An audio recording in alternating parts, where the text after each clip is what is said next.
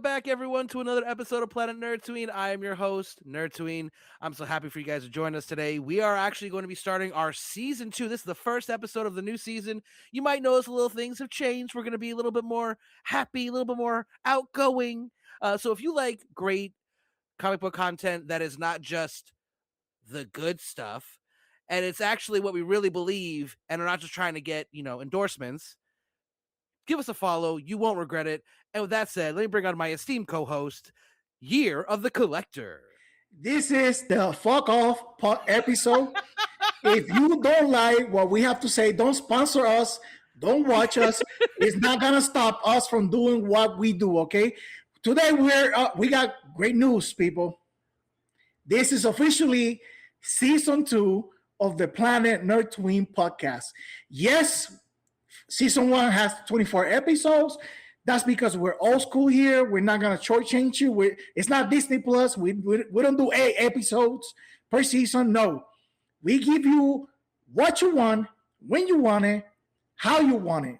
24 episodes. We're cutting it off. It's a new dawn. It's a new day. We're new people over here. Technically, we're not gonna say why, but we're gonna be doing more of the same.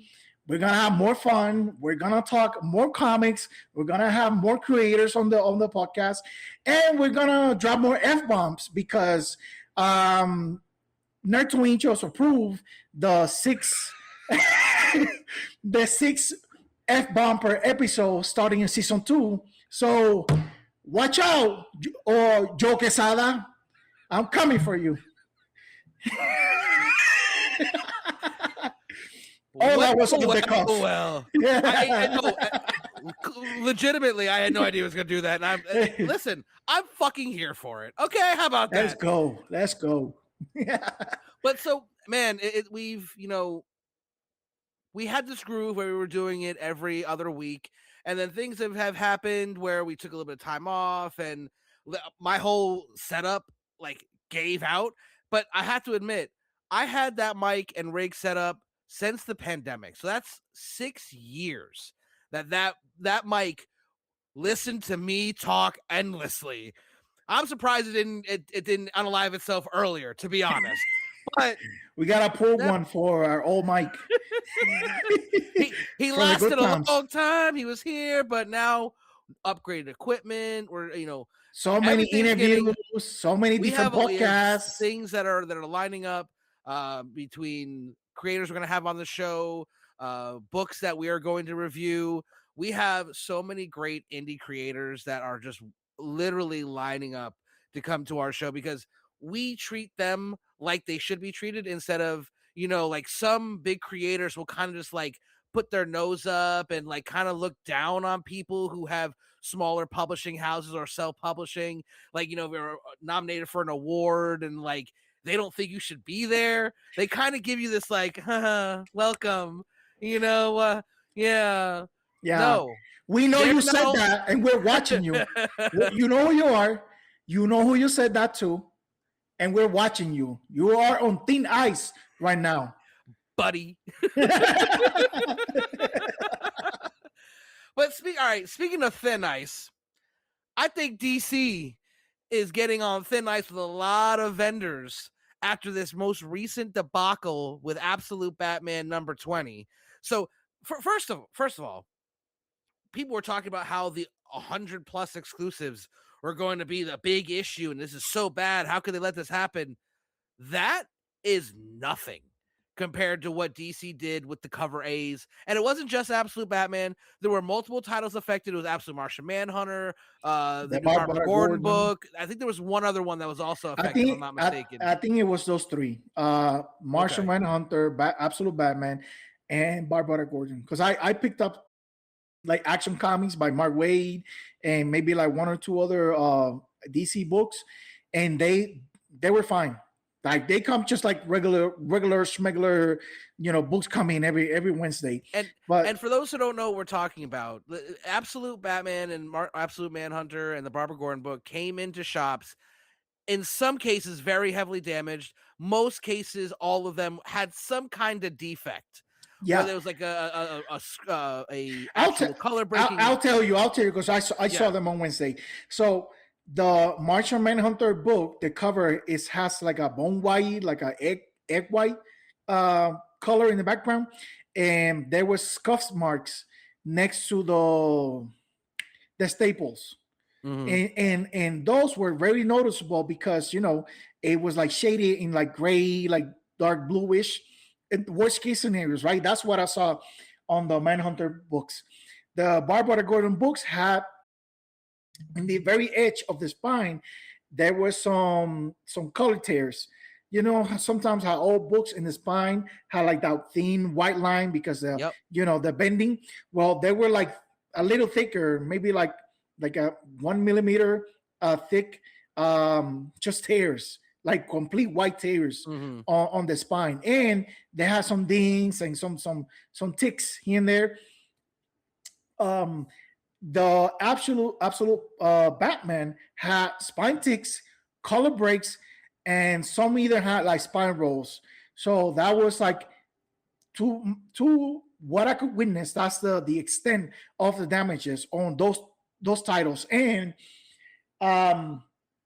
because and we figured this out after the fact, Nerdtooine and I, but the way they print out, DC prints out their books, and then they don't print out the covers, the variant covers on that cardstock alongside the rest of the pages to include like the main covers, right? So they print out a certain amount of let's say copies of Absolute Batman, and then they go and staple their variant covers on top of that book. Yeah.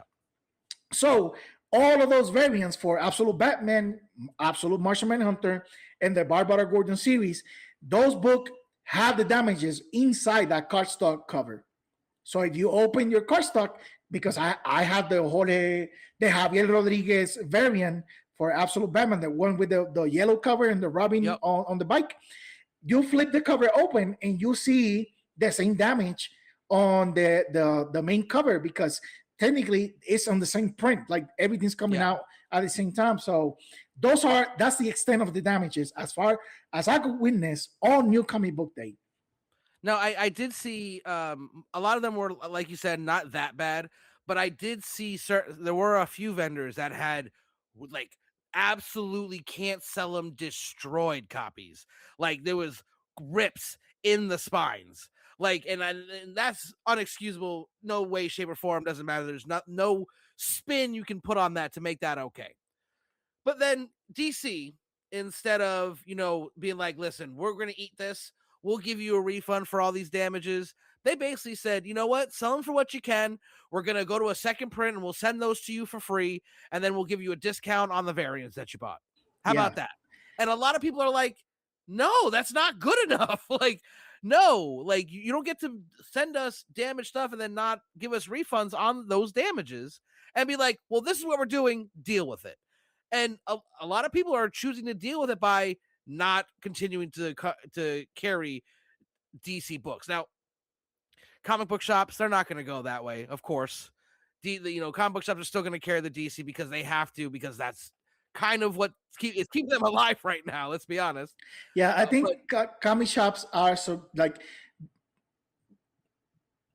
I've seen different ways people handle this. Like some comic shop were saying, these books are pretty fucked up. We're not gonna charge you cover price for them. We're asking for whatever $2.99 instead, and we'll break even on them. We're not even gonna make a profit. If you want to support us, and you want to pay full price, that's on you. We're not asking you to. I was like, okay, some shops are trying to figure out a way to meet their customers. Meet the customers in the middle, right? Because I said this on New Comic Book Day on my social media platform. I understand if you don't want to buy the book as a collector, as a reader, as a fan, as a consumer. I understand, because this is a damaged good. But when you do that, remember, and this is for future references. If you're gonna go buy a new product and it's damaged, remember your comic book store already paid for those books, and they received them damage to no fault of their own, right? So if you decide that you don't want to buy those books because they're fucked up, you can spend money on something else on your comic shop, so you don't let your comic book shop fail, because at the end of the day, DC got their money. Absolutely. DC is not taking a loss if people don't buy those books. They were already sold and distributed and shipped and received, and that's how your retailer got it. That's how your comic book shop got it. They already paid for that. If you don't want to buy it, spend that money on an indie comic book. Get yourself some backs and boards. We always need backs and boards. Spend some money on something else. Support a small indie press like Ignition or take a chance Invader. on an indie book. Take a chance on an indie book. There's plenty of there, from Image to Dynamite to IDW to Ignition to Mad Cave to Invader Comics. Take a chance on something you would, otherwise wouldn't, and still support your local comic book stores. Don't let them fail, because this is not their fault. What I also want to add to that is, let's make sure that every single one of those free second print copies that were sent to them are sold out. Grab them. Buy every single one you can, because that, like, when we talk about how DC is not going to take a loss, only thing they're going to take a loss on this is those free books they send out. So let's make that a 100% gain for those comic shops, for the indie, for the small retailers. Anyone who has those, make sure you buy them. I'm going to say this, and I normally never say this, but even if you're not reading Absolute Batman or don't care about Absolute Batman, if you see an Absolute Batman number 20 second print on the shelf, buy it, because that's 100% profit for the comic shop or the retailer. Yeah. That's the only way. That's the only way we can make them whole, right? If you didn't buy it on first print because you didn't want to buy a damaged book, wait till the second print comes out. You're not gonna miss out. These books are not going anywhere. This series is not going anywhere. Snyder just had an interview this week with Sal from Comic Pop, talking about how they handle in the universe and how a lot of the series make their money on issue one. So even if they're not selling well, they're gonna make as many books as they want, because the sales of the first couple of issues is money in the back. As a matter of fact, and this is breaking news here, Snyder said that the pre-orders for the new Absolute Green Arrow is gonna outsell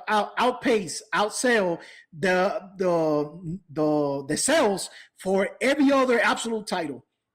And think about how crazy good this line is doing. Yeah.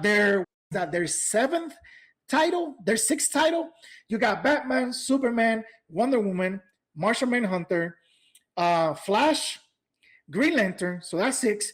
That's right. Yeah. So it's the seven. I forgot about Green Lantern. I was like, isn't that number 6? Okay. Yeah. No. Right. It's their 7 ongoing title to come out on that line, and after that is going to be Catwoman. So they're going to have 8 titles on the shelves. But I will say, what I've heard, it's been built. It's basically freaking Michael Myers if he was Oliver Queen. Basically, I'm sorry. You can see the previews. It's a slasher, and this is not like, this is more up my alley than anything else. Like I'm excited for Absolute Green Arrow. The books from last week and I want to say this week have the preview at the back end, so you can see maybe like 4 or 5 pages of it, and it's definitely not your stereotypical Oliver Queen Green Arrow. Well, spoilers here, but Oliver Queen died in Absolute Evil last year. So this is what's his name? Ron Harper? The guy who's normally Arsenal. Yeah, Arsenal, yes. Harper something. I don't know. I'm not a Green Arrow. Roy Harper. I was close. Fuck you. Absolutely. Fuck you if you, get out of here. I was close. Listen, English is not my first language, and I don't read Green Arrow anyway, okay? So, excuse me. I bet you would like his chili, though. You say what? I bet you would like his chili, though. Apparently the hottest chili in the universe. We're gonna have to test that. We're gonna have to test that. No, but what's the last thing I was gonna say? Man, I forgot. If it comes back to me, I'll. But one other thing I want to say is, I mean, I saw a confirmed sale of a fixed absolute Batman 20 number 20 first print that someone pressed and cleaned go for $150 on eBay. Okay, so perfect segue to go back to what I was gonna say. Yes. I wanna, yeah, you nailed it. I want to acknowledge that this is not a widespread situation, like across the board, because I recognize that this issue of like damaged books that didn't get purchased like a mint condition, this is only a problem for, on the most part, for collectors, slabbers, and speculators, right? Because this is the first appearance of the characters that are going to be the Robins in this universe. So people are speculating on it, right? Fine. Right. But if your customer base, if the market in your area, if the people in your area, the comic book hobby fans in your area don't care about grades, don't care about speculating, don't care about flipping, don't care about collecting, this is like essentially a non-issue. Like the store I go to, Muse Comics here in Colorado Springs, they rarely get like spec buyers or flippers or anything like that. Like every 10, 15 customers, one has an issue with something like this, because everybody else is just buying to read, buying to collect, buying to own it. So yeah, this is an issue, right? Like it shouldn't happen. Whoever's in charge of quality control of the printing for DC needs to get retrained, fired, or something has to happen, because one time is too many, especially if the book comes out like that from the printing and you staple the variant cover on top of it and you ship it anyway. That's unacceptable. I'm sorry. Yeah. This has been around since the 1930s, technically. Like this stuff shouldn't happen. Like you are one of the big two. Like you should be the standard. Like you should absolutely you should hold the line on what professional comic book work looks like. And this is not it. So no. DC, Guillermo, I know you run those socials. I know you're listening. Pass along this message. We don't want to see this shit again. This shit's not cool. All right. Yeah. No, and I'm talking Puerto Rican to Puerto Rican. Guillermo, get your shit. Hey, get your shit straight. Get your ass on order, because we're not happy about this. We love to support creators.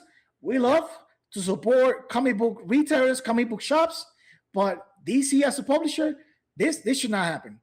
No. Y'all been around for almost 100 years. Like you should know how to print a comic book by 2026, I should say. Yeah. So that's what I got to say about that. And I agree 100%. Especially for me as a independent creator myself who puts out his own books, I know how much that goes into making a book and how much quality control there is, even for a little creator like me. So you guys have staff for this. They should be doing their job. Infrastructure, employees, supervisors, people that get paid to make sure that books come out minty. Like it should be in mint condition out of the printer. What are we talking about? It's something that you would expect with a smaller publisher, not one of the big ones. It shouldn't be that way. No, absolutely not. But I will say, good on us, because I'm gonna take that and segue into actually talking about some stuff we're so happy about, and we kept it under 20 minutes. Oh, nice, bro! We're killing it. Let's go. We're on pace. So let's talk about we're talking about the Yankees, right? How good they're doing this year. Listen, I have no problem talking about my Bronx Bombers.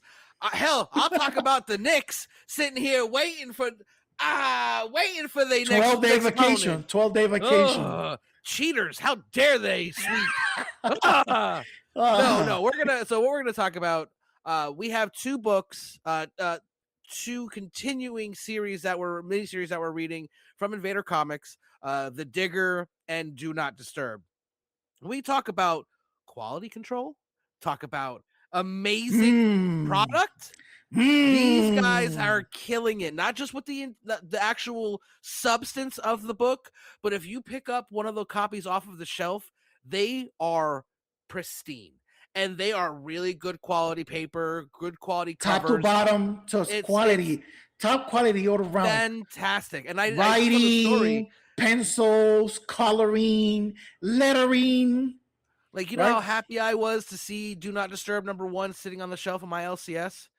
And I saw it and was like, oh my God, I actually have read this and I'm set up to interview the creators. Let me grab this off the shelf. And I remember thinking, damn, this feels good. And I'm gonna go ahead and stick up again for indie comic book prices. $7 is not too much to ask for a book of such high caliber, and not just the actual book itself, the actual product itself. We're talking about paper and everything, but also okay. So let's emphasize on that, because we were talking like the absolute Batman stuff happened, right? But the quality of the paper from the big two is not good.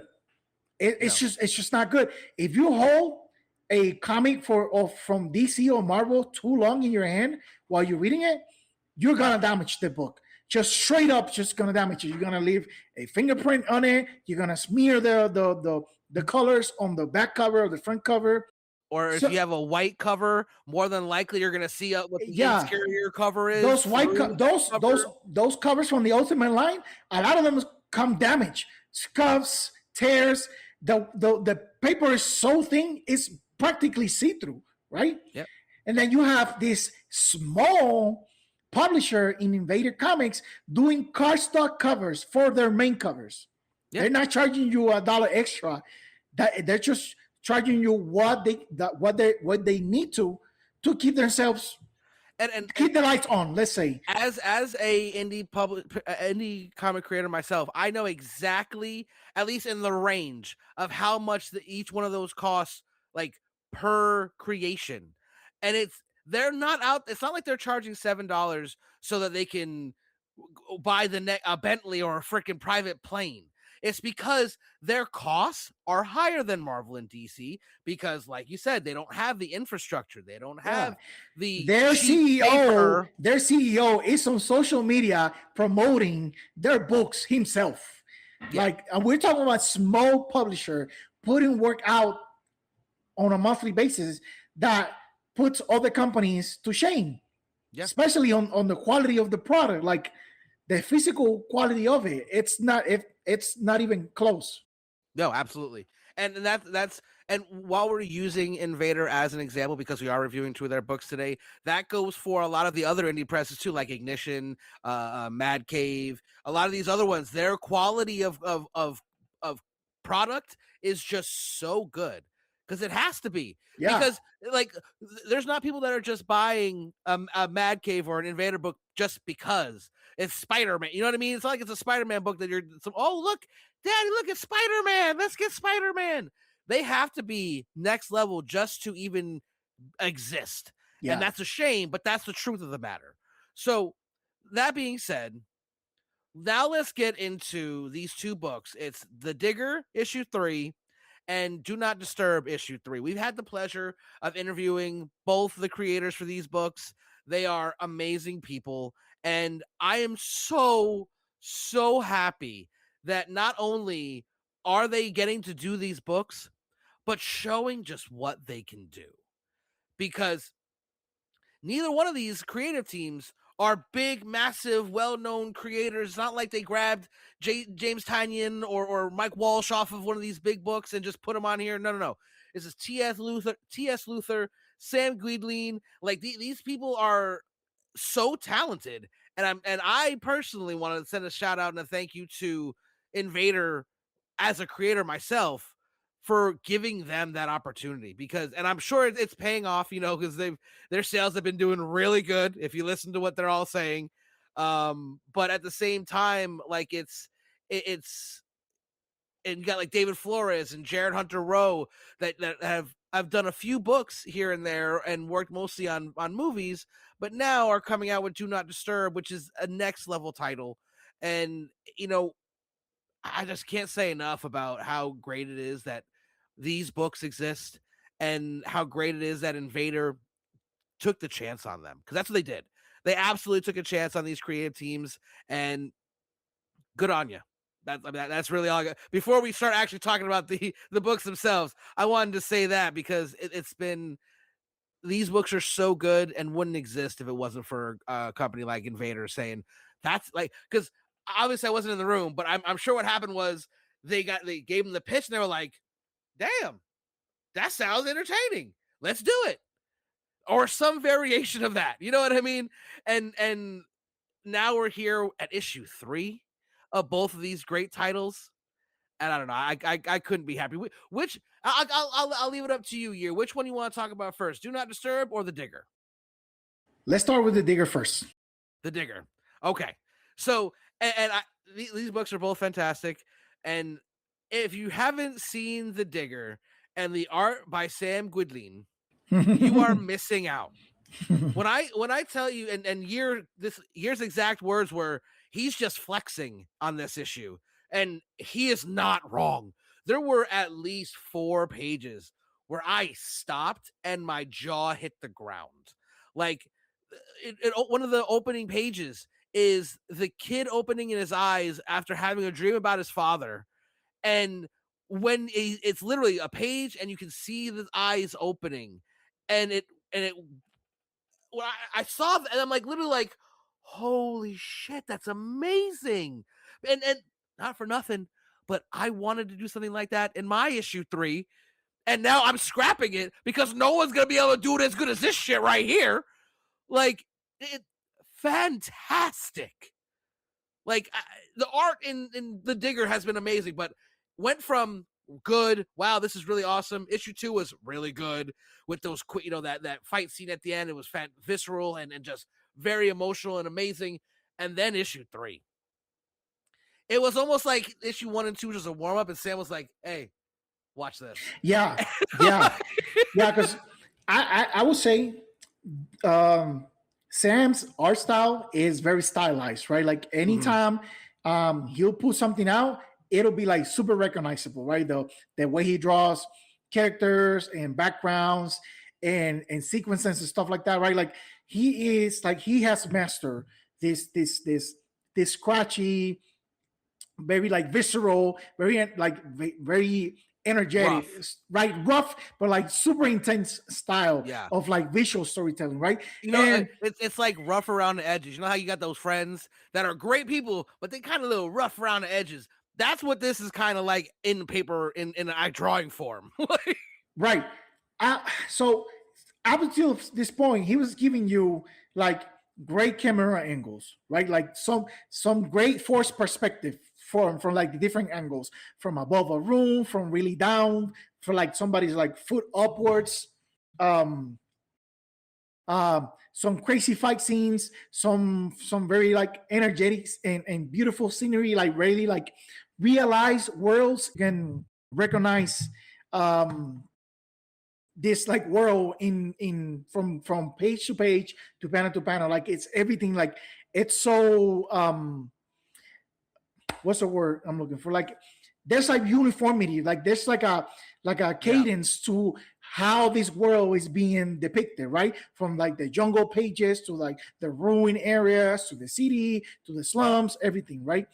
And then you also have, like you said, some crazy fight scenes, some crazy sequences, some really well done action. And then you saw some of that on issue 1, you saw some of that on issue 2, and issue 3, it's like, okay, imagine I'm Luther and I'm telling you, and you're Sam, and I'm like, okay, we're gonna actually go crazy on this issue. We're gonna cross the jungle. We're gonna jump stuff. We're gonna find the ruins. It's gonna be Indiana Jones, but we're gonna make it. Indiana Jones finds the ruins, and there's traps, and there's fire, and there's light. Then there's no light. We're gonna have like wholesome moments. We're gonna have terrifying moments.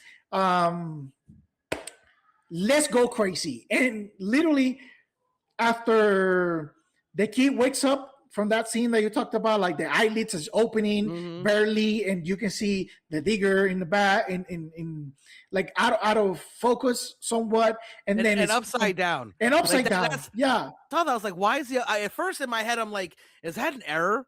You know what I mean? Like, I thought maybe like the PDF that they sent us was something was messed up, and it wasn't. It was because the kid's literally hanging upside down, at the mercy. And to talk about that scene a little bit, what I truly loved about that, and what I love about this Digger character, is that he's not a liar. He might be a bad guy, but he is at least honest. I was going to say the truth. He's not like most truly bad guys where they lie to get their way. Like, he basically told this kid, like, listen, yeah, you've seen it. I'm pretty much a bad guy, but I think we could work together and actually do something really awesome. And he was just like, and if it goes bad, you kind of know what's going to happen. Yeah, I think this issue, like at the end of the last issue, like the veil came down for the kid. Like we knew as like the reader, because we seen the Digger do what he does, right? So we knew he was a danger, but the kid didn't.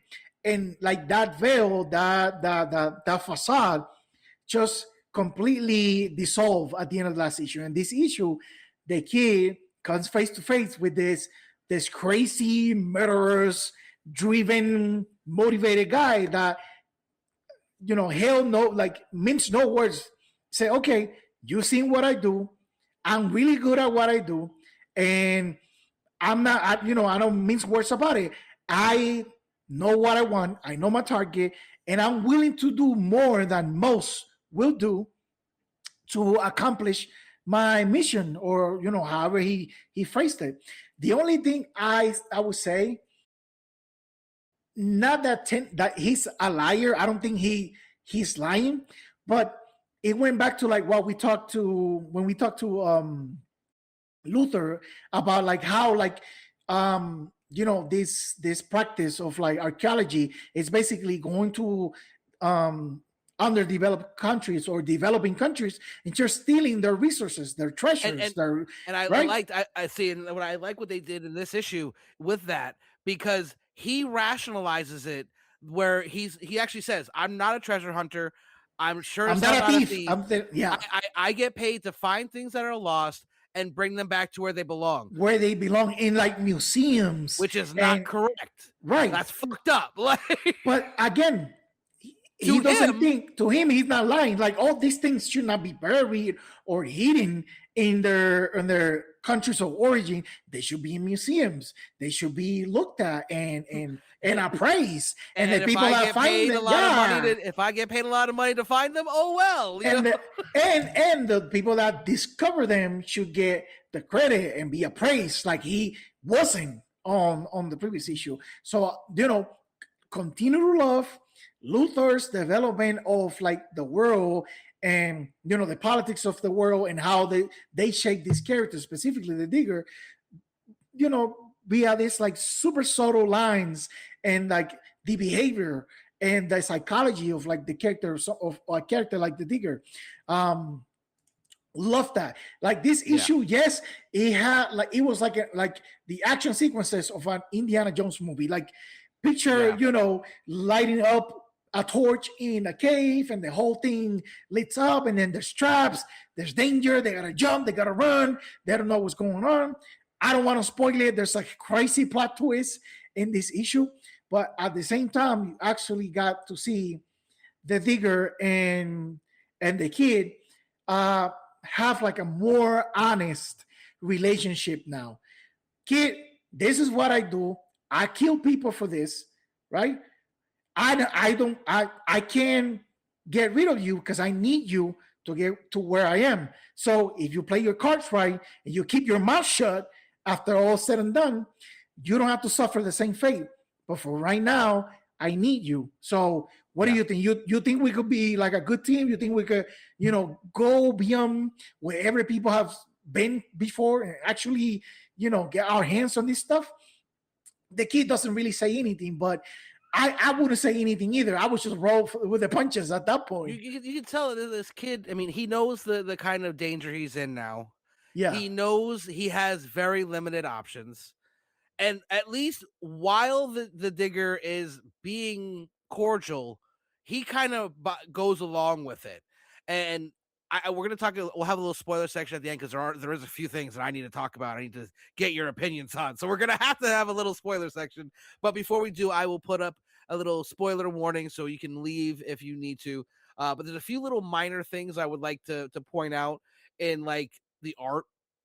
Like one of the scenes after he's agreed to like help him, they're following the map that's in this kid's book, which is given to him by his father. And Sam does this really awesome thing where he has the kid crawling on this tree. On one side, you see him reading a book. The other side, it's the digger kind of like looking at him all suspicious. But in the background, we have the map.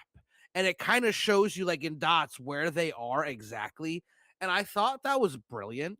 Like, so you don't have to like show the kid pointing out this is where we are, this is where we're going. It's literally, and there's no words on that entire page except for what's on the map. Yeah. No words are needed.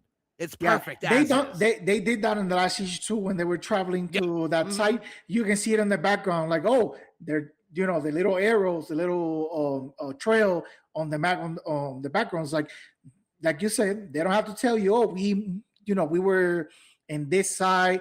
It saves words for the dialogue by having that on the background of and the it's story. one of those great things about comic books. People when you're just starting, people tell you what you should do: show, don't tell.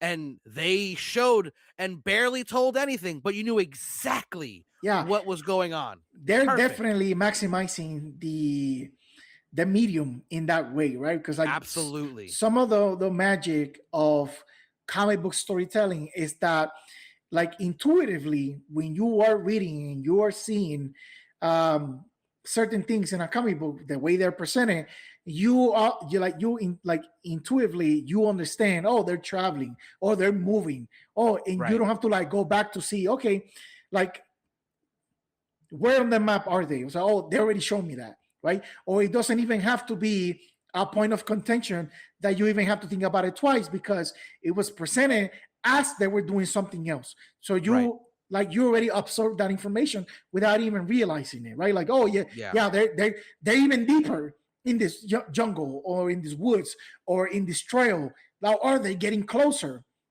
Right. Just based on the little X mark and the little points of with the names of the towns and all that.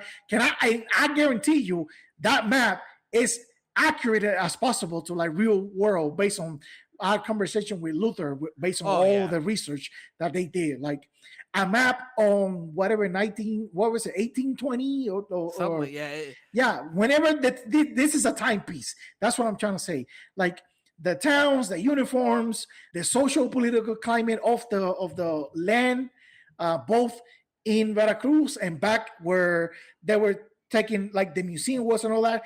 Everything is historically accurate, right? And which takes a lot, and like shout out to them boys that they actually were calling museums and stuff to figure out what money looked like back in this time. Did they have pesos, Spaniard dollars, or what's going on? Like a lot went into this, especially like when we had TS on, and he was talking about how much work they went into putting into that coin that we'll only see one time, like for no other reason than for the love of the game. Like he's just like, no, we're gonna make sure these are all as accurate as possible, even if it's just a one-off. And it's amazing. And TS has this amazing ability to take what seems like an overdone concept, like how many like movies are there with archaeologists? And he even, or like with his superhero book, how many superhero books are there? But he tells them in such a eye-opening and fresh way that it makes it its own thing entirely. Like, I wouldn't put this with like, and like this is not Indiana Jones in comic book form. No, this is not like a book that is just trying to replicate a genre. No. It is a book that's telling a very genuine and true story. It's a fictional story, okay? But it's when fictional. I say true, as far as we know, it's fictional. But you never know with TS, bro. Right. When I say true, I mean like true to how it really would be. You know, like especially like if you think about like back in Hellion and Bash, like when he had the sidekick, it wasn't like just the happy-go-lucky sidekick. It was a genuine, like in the shadows, wondering if this is even a good guy, like questioning everything. A sidekick with thoughts and self-determination and their own voice. And that's the beauty about art, right? Like a genre of music can be as old as time itself, right? But what makes genre or different interpretations of art is perspective. Yeah. Right. Like I can have this idea, this concept in my mind for a story about Indiana Jones, like an archaeologist like that.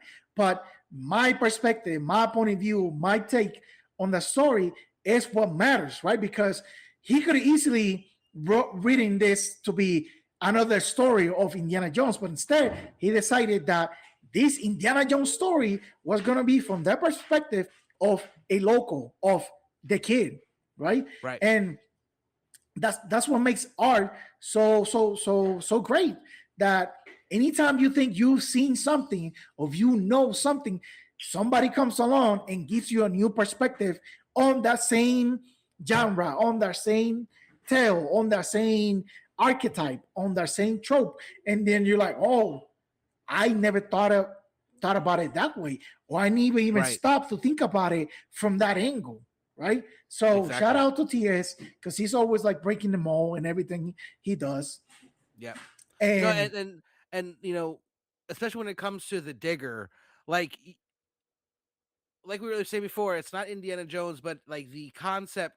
Like, what if Indiana Jones was hunting Short Round? That's kind of the business pitch, because kind of that's loosely like the thought process of the book, but it's a lot more in depth than that, and it's really more about white people going into minority countries, developing countries, and taking what they want and just saying it's theirs and bring it to where it's supposed to be. Bro, that line was a bar.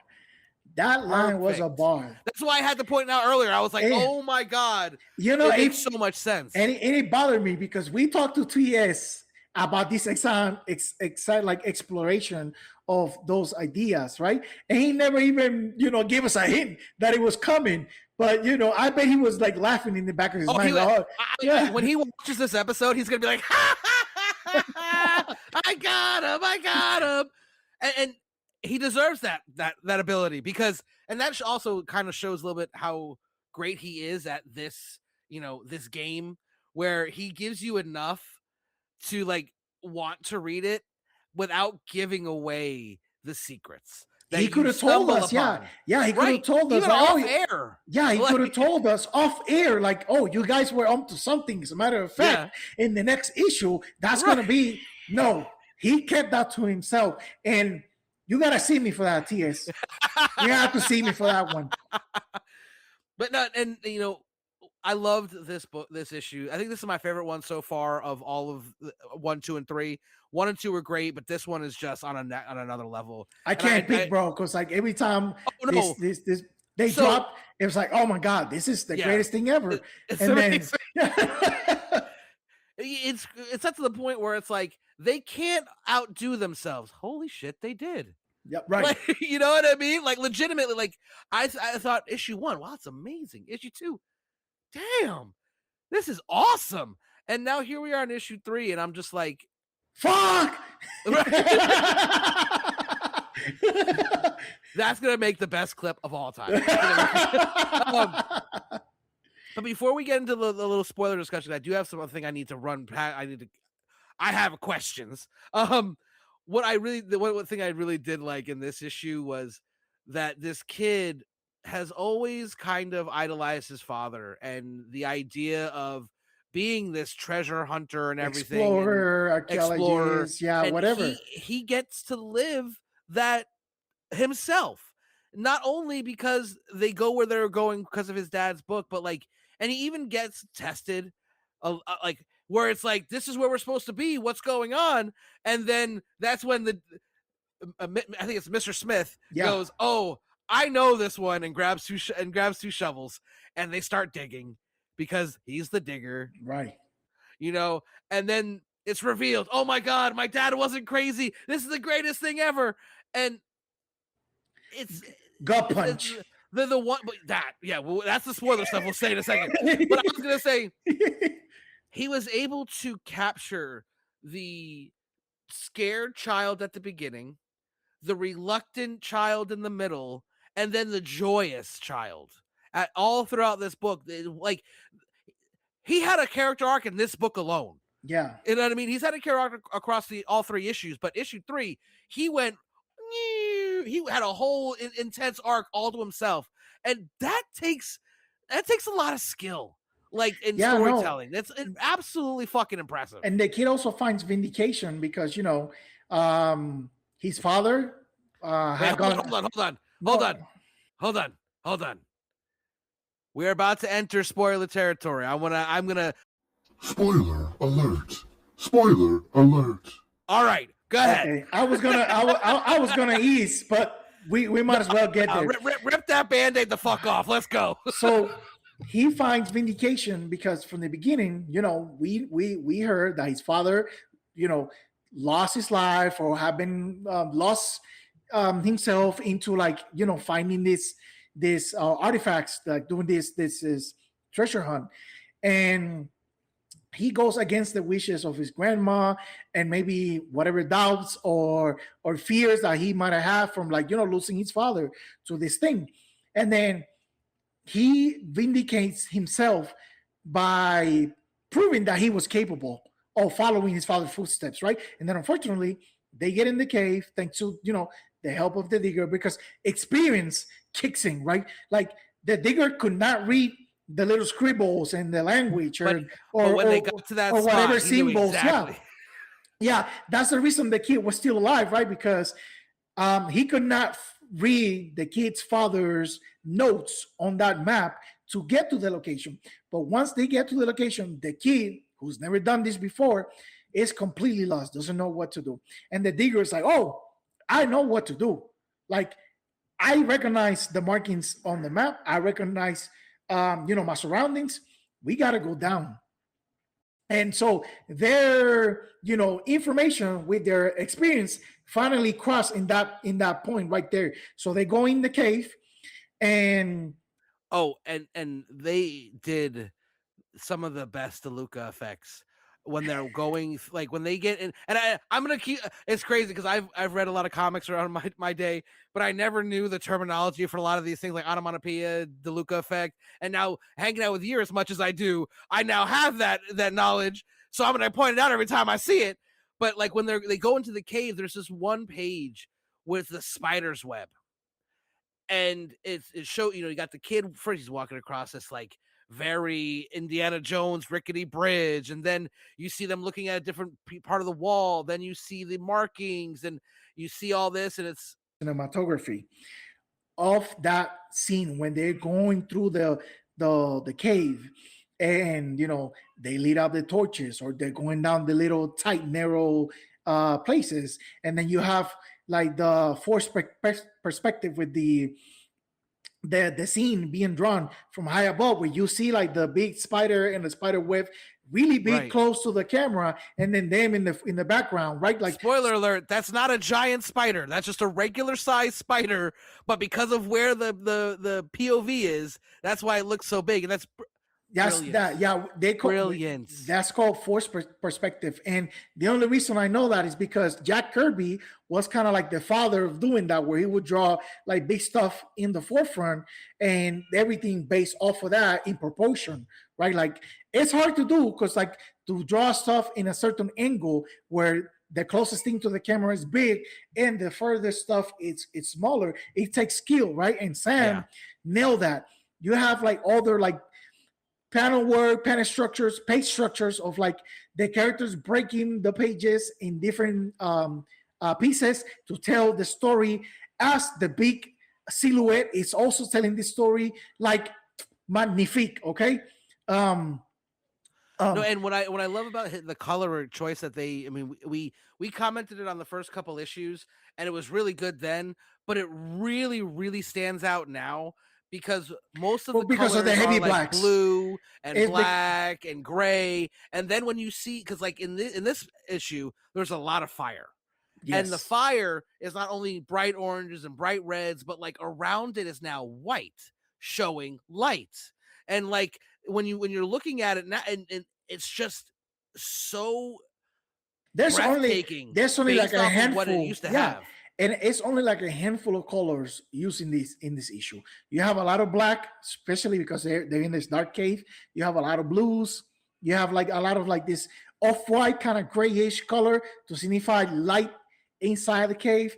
The red for the fire, and then the blue for the kid's hat, and the yellow for the watch, and like some light greens and some light yellows and oranges like on the map and stuff. But they basically use like a handful of colors to tell the entire story in this one issue, right?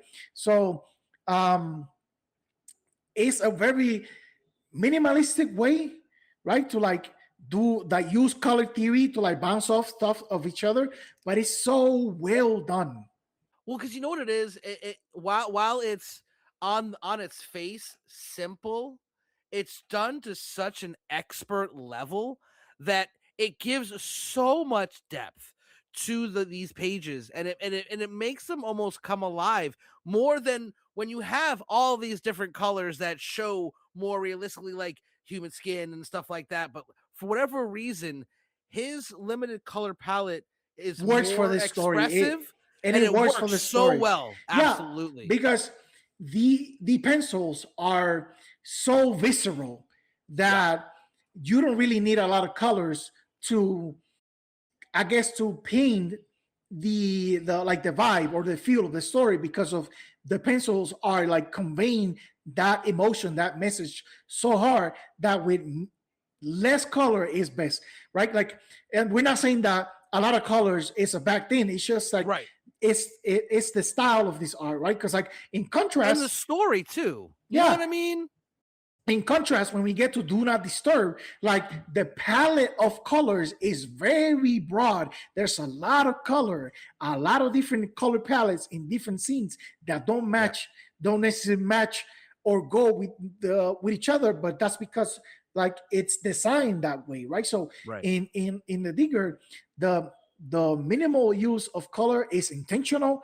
It's part of the storytelling, and it complements perfectly the pencils, because if this was a black and white book, you could still have a lot of like the emotional tones of the story based on how visceral the pencils are alone.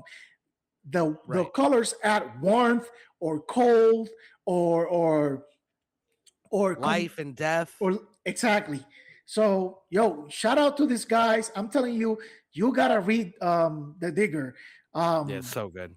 Like, but I'm glad we're in spoiler territory, because I'm also glad we didn't mention it at the beginning. But so this issue opens with basically the last time the kid saw his dad. He's asleep, and he's having this dream of when he's leaving, grandma saying don't go, and he's like, no, I'll be fine, don't worry. And he was gonna take the kid with him, and then at the last second he's like, no, you stay, but guess what, if I don't come back, just come find me. And in this issue, when he uses his father's book and the Digger with him go into this cave, he literally sees his deceased father, like just straight up, he literally like, Dad?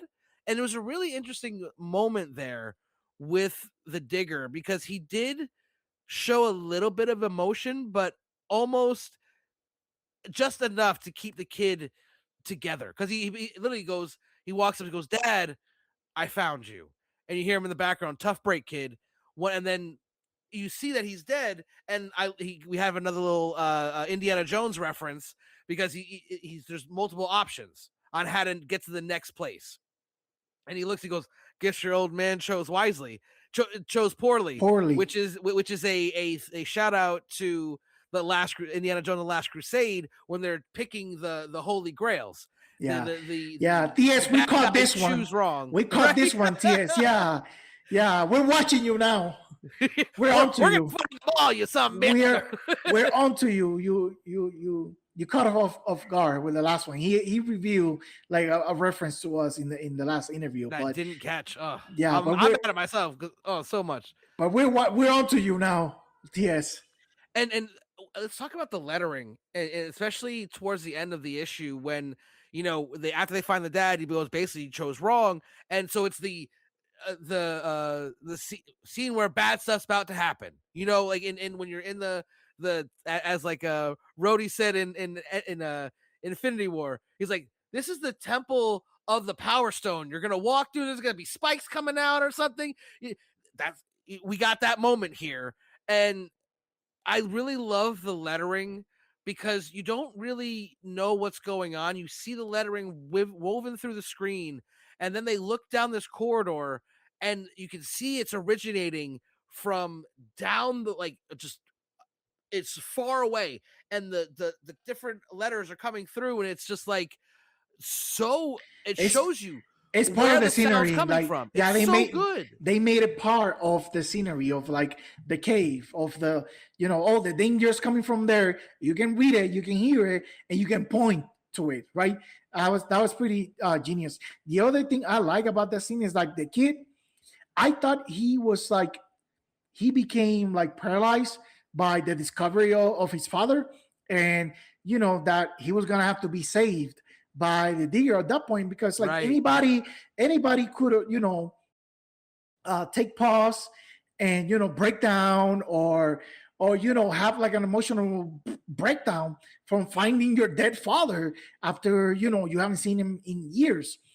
But with the Digger, like you say, he was like a little supportive, like, "Oh man, that's a tough break. I guess your dad picked the wrong one, but you and I can see this through. Like you and I can actually get come out alive from this, and go further than your father could ever go. What do you say?" And then the kid's reaction is like, "Oh, he's just needing a little help." And oh my god, the way they paneled that, because you're right. It looks like he's paralyzed, and then literally they have this big close of his face, tear coming down his eye. He wasn't wrong.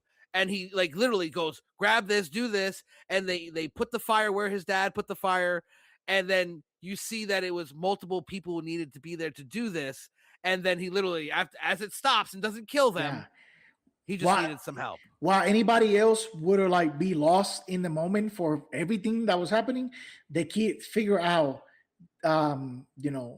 what his father was attempting to do, what needed to be done, and how to like survive the trap of the the cave. So again, shout out to TS for developing these characters right in front of our faces without telling us that they're being developed. Right, this kid is resilient. This kid is quick on his feet. This kid idolizes his father, and now that he has that vindication, now he's empowered almost. Yeah, inside the cave. Now inside the cave, his confidence was already built. Like he knew he could do this. He figured out how to find his father, how to get to who his father was. Like from now on, he should not be like doubting himself or second guessing himself, because that was the moment. Yeah, that was the moment. And he didn't. And at the closing pages of this book went so, like, I did not see this coming. It was so great. And he's like, because the kid walks out, he's like, "Man, my dad was so close." And then the Digger gets like right up in his face, like, "Yeah, but you did it. Like, look what we make such a great team. Come on, what do you say, kid? Let's do this. And instead of, accepting it, taking his hand, he straight up pushes him into a fucking gorge. Now, here's my question, because it's not explicitly shown at the end of issue 3. Does the kid fall with him?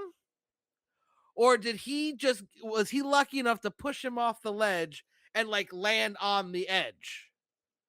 I think the kid fell with him, but only thing that we know that fell with him is his cigarette. Because literally the last page we see of current time, because in these books, TS adds a little bit at the end, kind of showing how the idol got there in the first place 2,300 years ago. Yeah. So the last thing we see of the actual story is literally the digger falling back like he's Hans Gruber off of the building and then splash. So what do you because I want to actually never mind. I just answered my question. You can see it. On the right side of the page. I just thought that was debris when I first read it. Now looking at it now, I can clearly see the kid and him. Okay. Yeah. So this goes back to what I was saying, the silhouette of the falling, the big silhouette of the falling Smith breaks the page in 3 other panels, right? The kid pushing him, the kid falling right behind him, and then on the right side, there's shadow silhouettes of them falling one after the other. So again, forced perspective, the closest thing to the camera is the left foot on the top, and then the furthest thing from the camera is his face, which still, even though it's further away, you can see the terror on the eyes of this man for the first time. Yeah. Yeah, he's been the biggest badass in this entire series, never once showing fear until he's falling off. I mean, there's only now. This is the one thing that is great and sucks about this series. The Digger was designed and written as a 4-issue miniseries, so the next issue will be the final issue of the arc. Which I mean, yeah, TS did say there's, there could be chances of coming back to this kind of thing, prequels or whatever, but I'm going to be sad to see this series go because it's so fucking good. Oh my God. Talk about pure substance, pure quality, and just a fun read. And a fast-paced one at that, because just the craftsmanship. Just the craftsmanship. And Sam, that. Listen, I'm saying this now. I don't give a flying fuck what the topic or the genre or anything. If TS and Sam are together on a project again, I'm in 100%. I don't need any other information. I don't care. It could be about fucking ponies and unicorns for all I give a shit. And I'm still confident that them two together will put together the best pony and unicorn experience it's gonna be the best grit looking, the most visceral looking pony story ever. And it was gonna be amazing. It's still gonna be amazing no matter what. But yeah, I can't say enough about the Digger. And then this creative team, and it's absolutely next level. And I hope that it's got enough attention that it will get some, not for nothing. Ringer Award nominations are coming out soon. Anyone who is an active creator in the comic book industry can vote. So if you're a writer, you're an indie creator, you're anything like that, write in the Digger, because that's one thing that these bigger companies have that many of these indie creators don't have, is the platform to help get those things across the finish line. Listen, if the Digger doesn't deserve awards for You any name it. number of things, You name it. then the awards need to be fucking destroyed. I'm sorry. It's that good. The Digger has been so good, and like I said, I'm sad to see it go. There will be one more issue coming out to wrap up this series, and like I said, as sad as I am to see it go, I'm very happy. I'm very curious and very excited to see where they go and how they wrap this story up. Do you have any other thoughts on how amazing the Digger is before we move on to Do Not Disturb? No. All right. Shout out to TS and shout out to Sam. Invader, you guys knocked it out of the park with this book. Go ahead. Next up, we have another great book from Invader Comics. This is Do Not Disturb. It is written and drawn by David Flores, right? Or is it Hunt, or is Jared the one who does the art too? I can't remember off the top of my head. Hold on. David is the artist. It's David. Yeah. So David and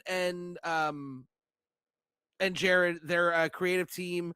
They've worked on projects before, so they kind of wrote this together. David did the art. You got colors by Lorenzo Scaramella and letters by the Letter Squid, which is the handle they use for their business. Best name in the business. Oh, and they're ridiculously talented too. I mean, when we had Jared and David on, they were talking about how like they didn't give him much direction, and he just kind of like made it that good. And it is really impressive. But we pick up the story of Do Not Disturb. We have basically the mafioso, the big boss of the building, is had enough with our main character and decided, guess what? We are going to take him out. Because in the Argyle, the amount of guns don't help you. But you know what is power? People. He got a lot of ghosts on his side. So they go to basically say, that's it, you're leaving. And they start carrying him out like in standard, mafioso fashion. But then he gets away, and I love how they did this, because little by little they taught this character how the world works. So now that he's on his own, he's kind of just like, oh, look, a glowing painting, dives into it. And he's like, while they're still building it, and realizes that he's dead. So he can kind of do whatever he wants. He tries to do this amazing jump to like grab this crane and just falls straight down. But he can't die because he's already dead. He's a ghost basically. I think that was like the last lesson he needed to learn, just in time to be like on the run from the mob goons, right? Because he knew about the different eras inside the Argyle. He knew, that everybody in there were ghosts, and everybody's just doing whatever. So while he's jumping through like all this time zones, if you want to call them that, right? Inside the Argyle. Yeah, there's different basically, I mean, there are different zones that are just eras in this building. So while he's jumping, he's not faced by what he sees while he's on the run, because he's in the know.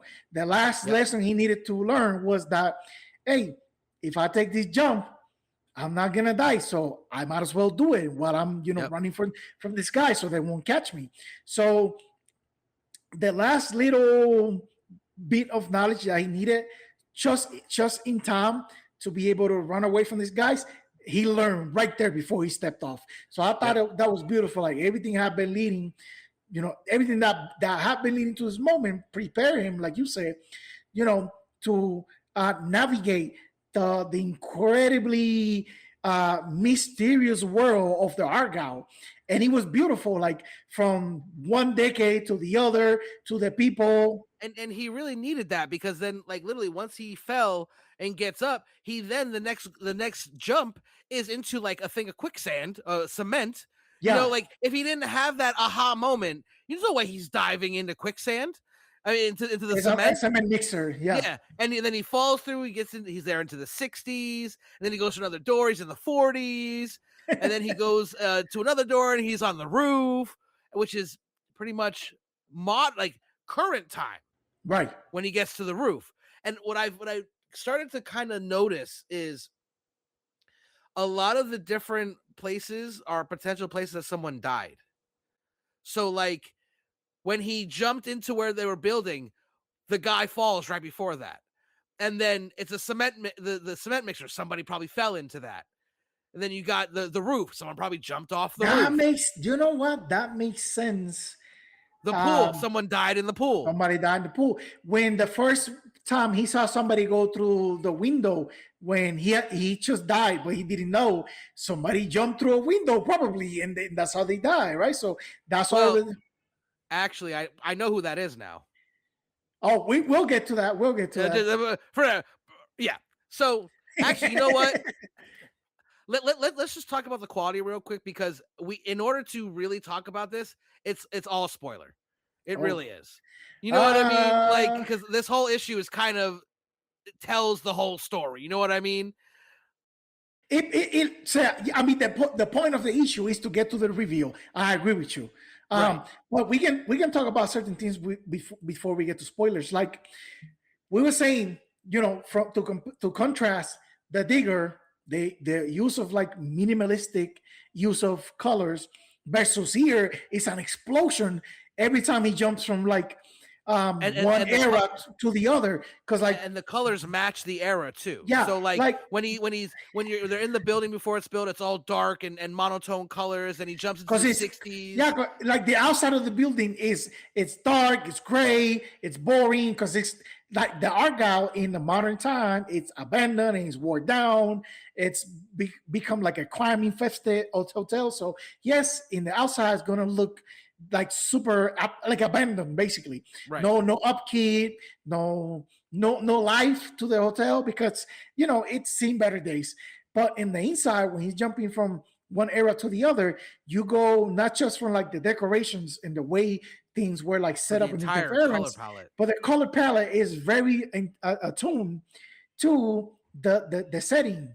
Well, and then what I was saying about with how Letter Squid, every single decade the lettering changed. Like the 60s was all like Flower Child, the 40s was all like prim and proper, and like just the little tiny details that probably most people don't even realize we see and we absolutely adore and can't help but point it out. But since that's pretty much the meat and potatoes of this review, has to be this crazy ass reveal that leads through it. So I'm gonna say right here, we're gonna pause for the spoilers.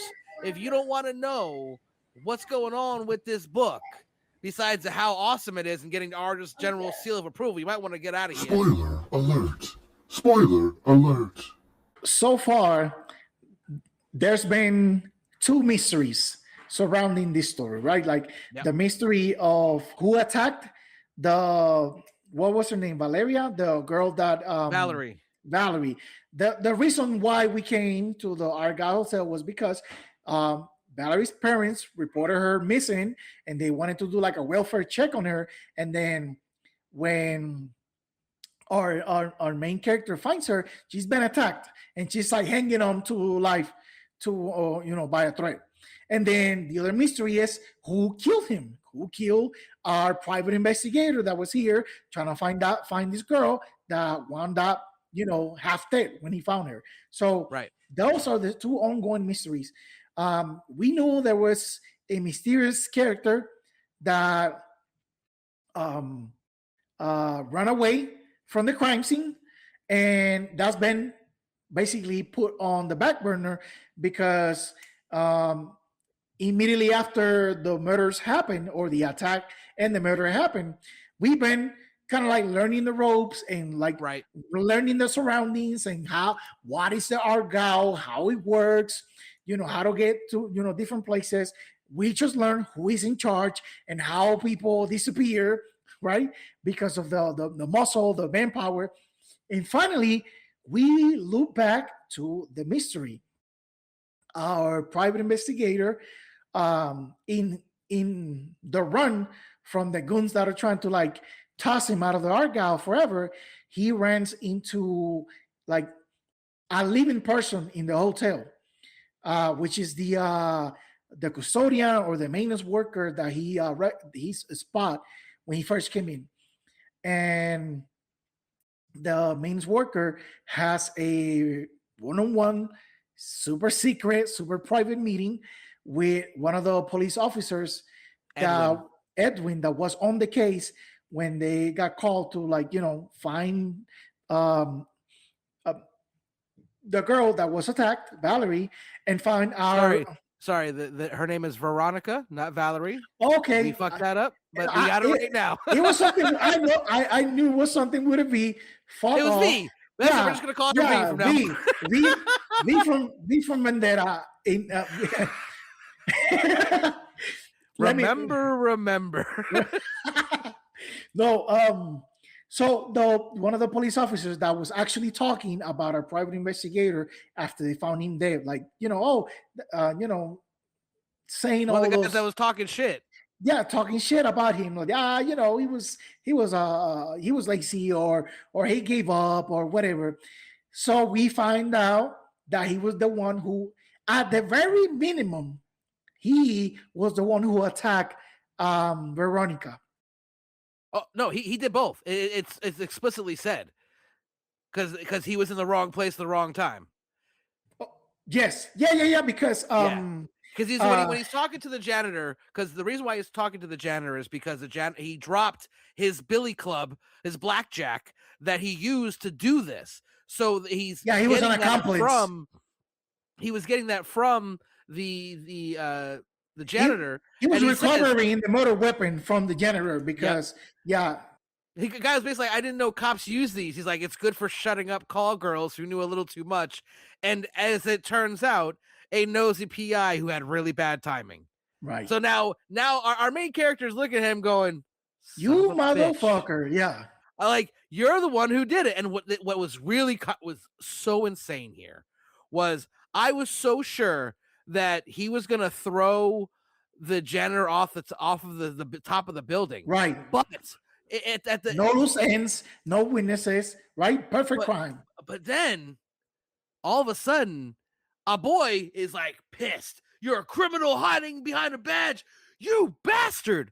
And something about that word broke the space-time, whatever supernatural barrier there was. And Edwin heard that shit. He definitely said, "What you call me?" The guy, "Did you call me a bastard?" He's like, "He said something about my mama." Yeah, and he had that little moment, like, and he even asked him, like, "So, like, what happens if that girl that you hit survives?" He's like, "Man, she won't." And that's what really sends our boy off the edge, because at this point, he obviously he has come to terms with the fact that he's no longer living.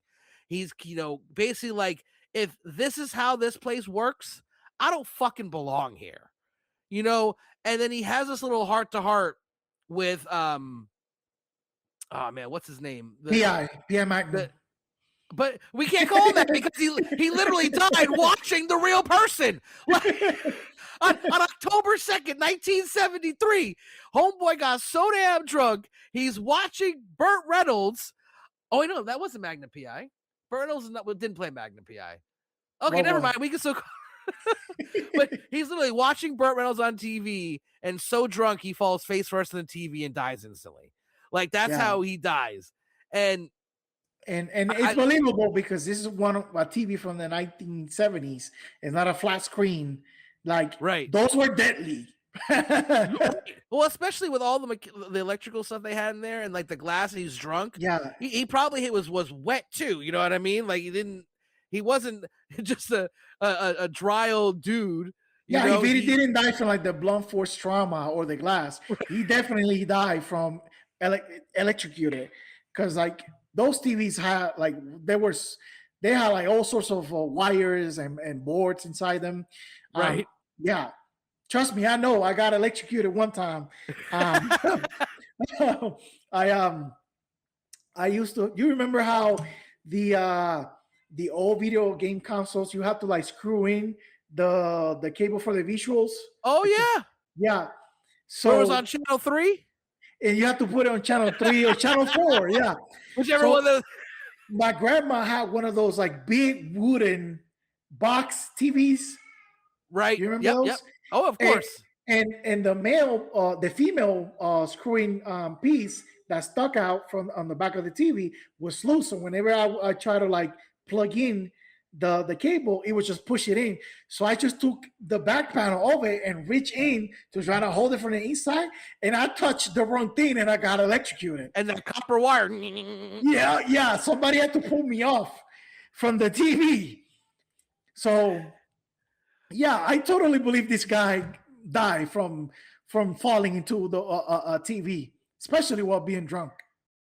Yeah, and you know this whole book, and we said it. It's basically like if you had the Sixth Sense mixed with a crime drama set in a hotel, and then we get this great interaction with all these characters moving through all these different realms, and you get to New Year's Eve 1932, and you also learn in here that like you can kind of make your own image how you want it.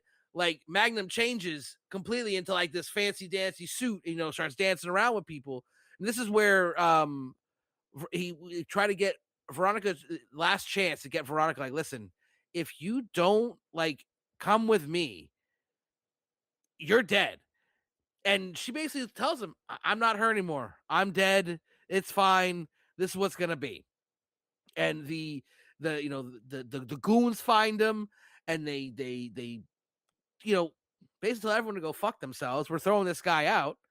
And Oscar has this one last ditch effort. Come on, guys, it's a party. Let's give him some slack.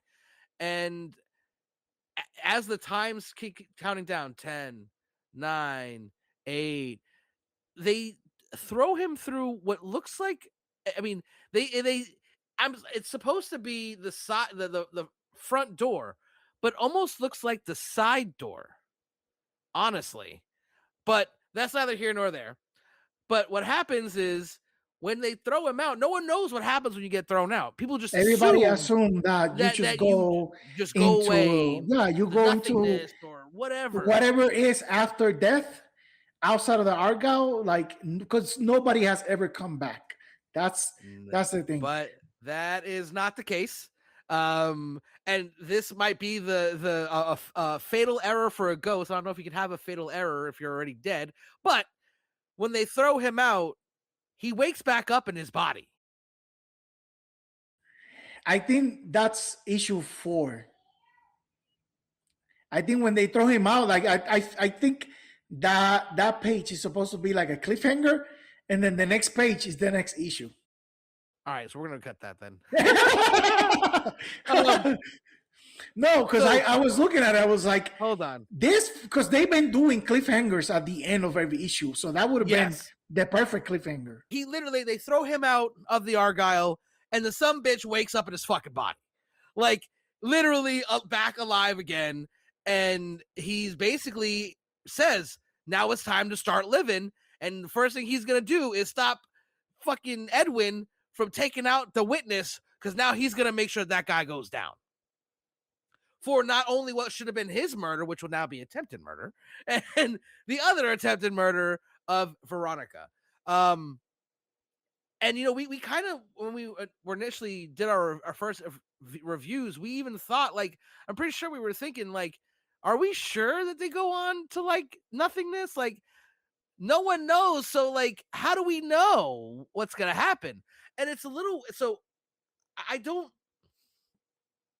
I'm hoping that we get an explanation issue 4 why when he got thrown out he went back to his body, because I know not everyone that left went back to their body. If someone was in the Argyle for decades and then walks out the front door, they're gonna like wake up in the casket, right? Or are they gonna wake up in an urn?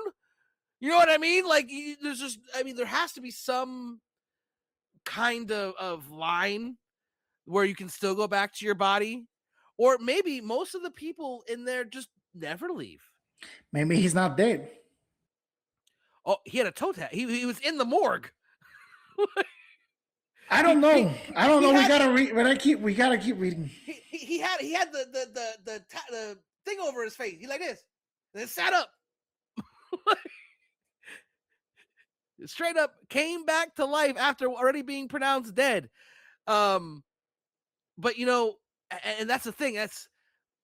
when you have a cliffhanger and a crazy reveal like that, it can be detrimental. You know what I mean? It could make people go, "Oh man, I don't know about this." But this reveal makes it go, "Oh my god, I have to see what happens next. I got to know how this wraps up."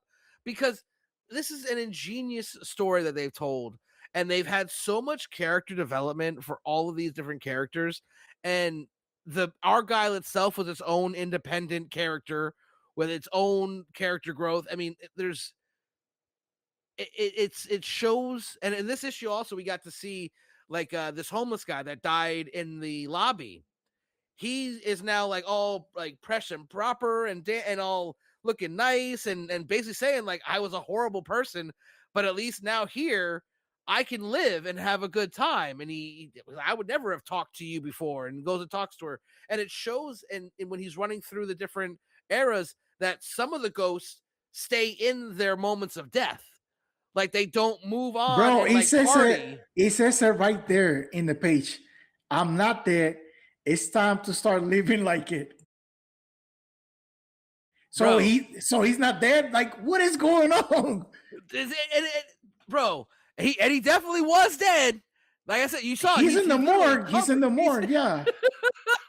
All right, and the way they worded that at the end, it gives you so much. Like, you now need to see how he's going to, like, this is basically his second chance. Was maybe there was a morgue at one point in the Argyle, and he's not alive. He's just in the morgue of the Argyle. That's a possibility, right? They threw him into a portal, and now he's at the morgue or a sub basement that had a morgue at one time in the Argyle. Maybe they run a funeral home at one point in one decade. I mean, in the history of the Argyle.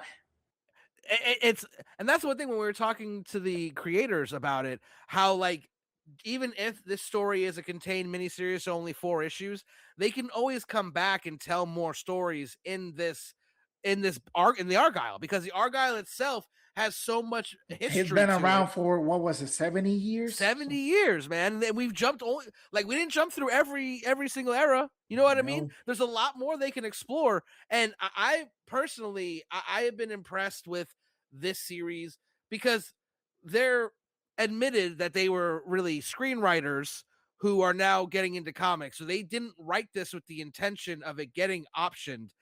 But while doing that, they've created a perfect little mini contained storyboard. This is that would do for a so show. well as a live action television series. Actually, I think you're probably better off with a movie. This is because it's not that. This is literally a whole season of a show like the Twilight Zone. Yeah, like the Twilight Zone presents the Argyle, and you have a whole season of stories in the Argyle. Basically, I'd watch the hell out of that. But yeah, and so Do Not Disturb issues 1 through 3 are currently out. The Digger issues 1 through 3 are currently out.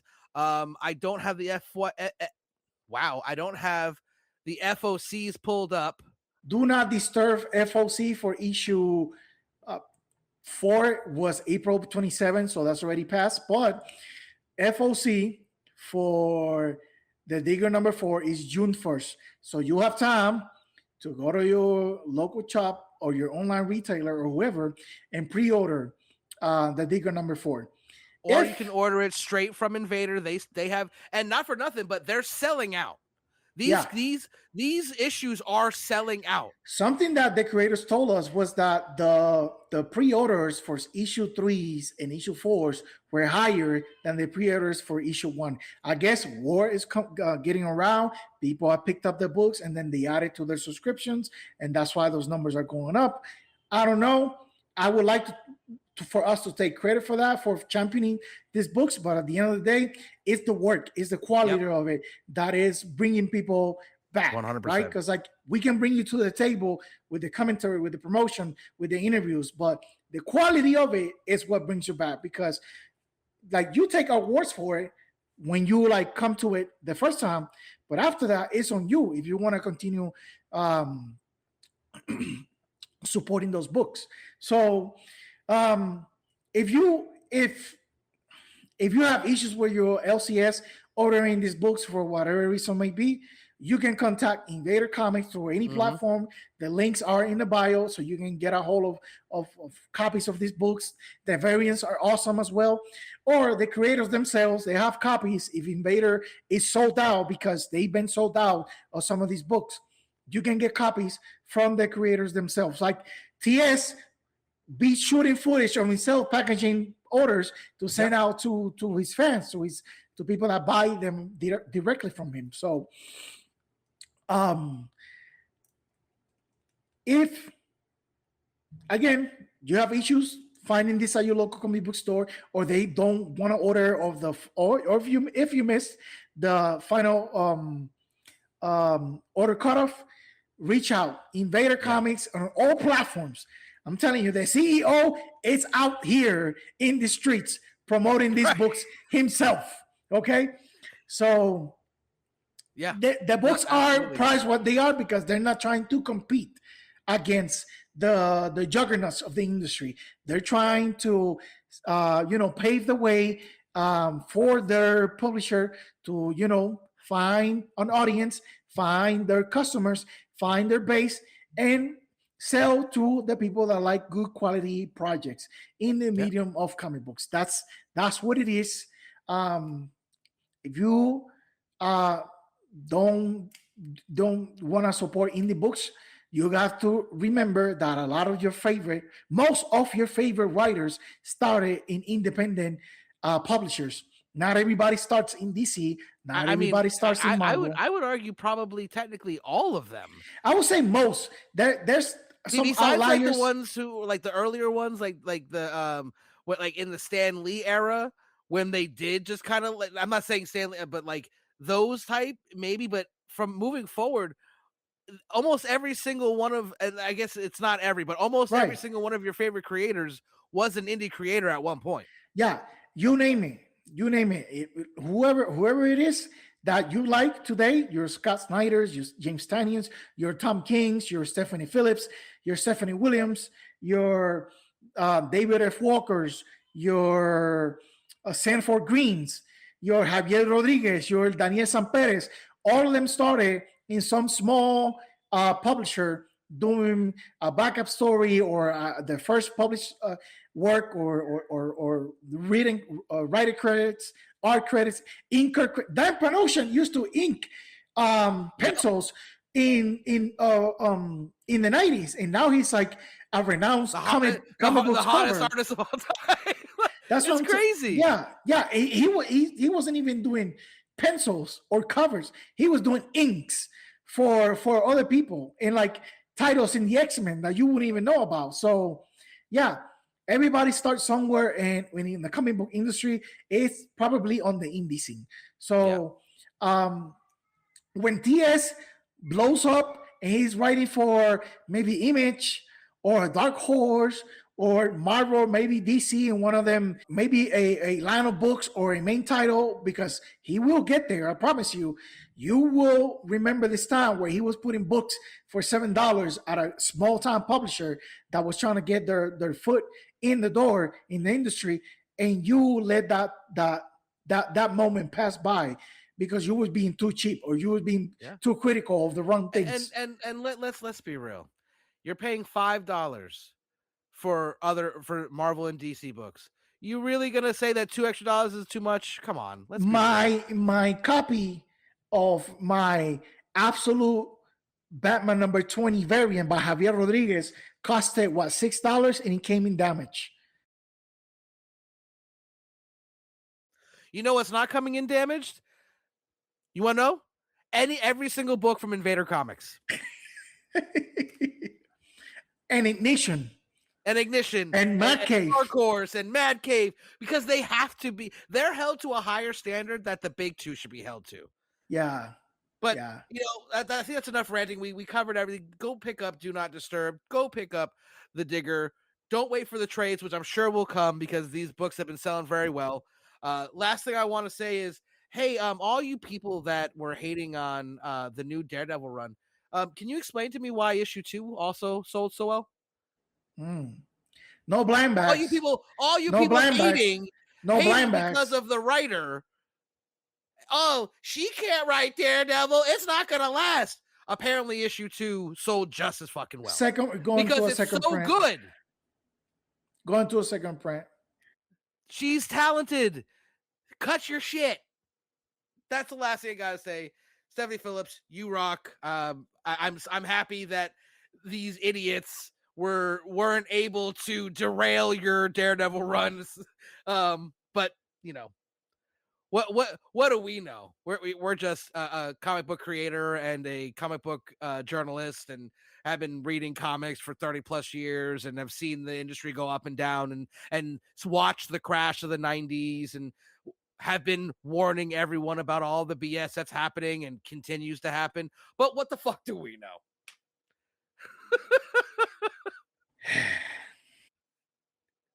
Exactly.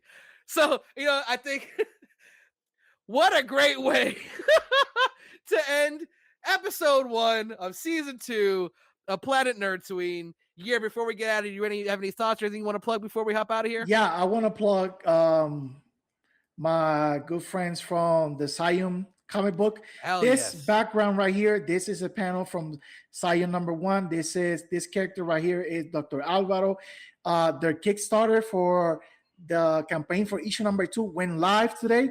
This is a self-published independent book from Crimson Sleeper Studios by Mark Bandy and Uchenna Ukbor. Incredible work. We're gonna have them on the podcast sometime pretty soon. Go check them out. Issue 1 and issue 2 are available on the Kickstarter if you want to get caught up with the series. And if you want to hear more about it, go check out Crimson Sleeper Studios on all social media platforms. Yep. They've been dropping interview clips, promo clips. Mark is relentless. Like every day he's talking about his comic book, the writing, the creative behind it. He be showing the art. I personally work with them to create the trailer for their Kickstarter campaign. That's how much I believe in this project. That's how much I liked it. I told Kyle that he was going to be dropping F-bombs after he read it because it's that good. And, I stand corrected. It was that good. He hit me up immediately with a bunch of F-bombs because especially like the whole issue was absolutely amazing. But the panel that's right behind Year, if you look at it, it's the teacher standing in front of a projector. So the image that you see of the people dancing, that's the projector screen, and then you got him standing in front of it with it on top of him. The attention to detail is just absolutely next level, and it's a minority run project. They don't have enough voices out, and we've seen what Marvel and DC are doing with how long it's been. It was over 1,000 days for DC, and they just finally announced Miles Morales is coming back. So technically, Marvel's off the hook, technically, but there's not enough representation. And this book should be out there, not because of representation, but because it's that good and it deserves its representation. Yeah, I know a lot of people, especially old heads, and especially all heads that are in the industry, whenever they hear anything about the DC So Why movement, they say, "Oh, why are you begging?" Right? Because that's the word they want to use. Why are you begging DC and Marvel to provide you with stories with black characters or characters of different backgrounds and ethnicities when you have indie creators out here doing that work already? Like, why are you going to Marvel and DC? We can do both. Mm-hmm. Okay, we can walk and chew gum at the same time. We promote, we consume, we support black creators, black comic books, stories with black characters in it, and we demand from Marvel and DC to do the same because they have characters that we love, that we have supported in the past, that we want to see again in the forefront. We can do two things at the same time. Maybe you all heads can't. Maybe, I don't know, the bitterness and the frustrations from the past don't allow you to juggle two things at the same time, but we can, and we do. Well, all right. So miss me with that shit. Miss me with that bullshit. You can say, hey, I'm an indie creator. I'm a black indie creator. I'm a Hispanic indie creator. I have my stuff. Just say that. We'll look into it, and if we like it, we're gonna champion you, just like we're championing this and many others. So miss me with that. That's what I wanted to plug. Psion on Kickstarter. Psion #2. Psion is spelled Psion. It'll be in the description. I just wanted to say that because I thought it was a cool way to absolutely. Especially with having these other two indie titles that are so good. And then we have and now, especially me as a self-published creator myself, I'm here for it. Yeah. And I was very pissed at reading that book because it was so damn good.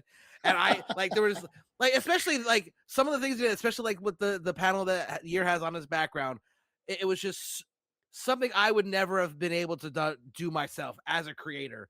And I'm just so impressed with how the quality of that book, and everyone should read Psion.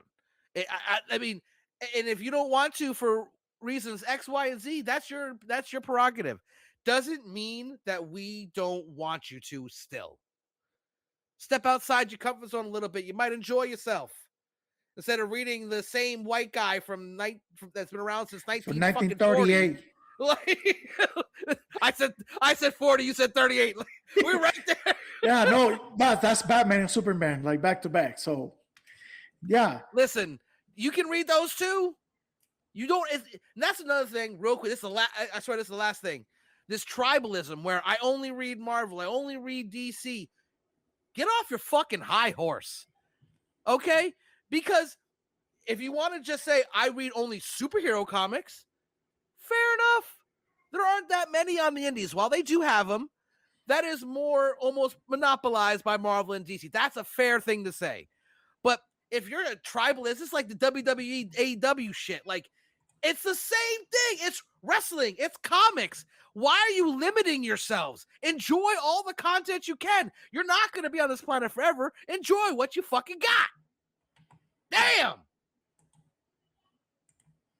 That being said, until next time, stay nerdy, my friends.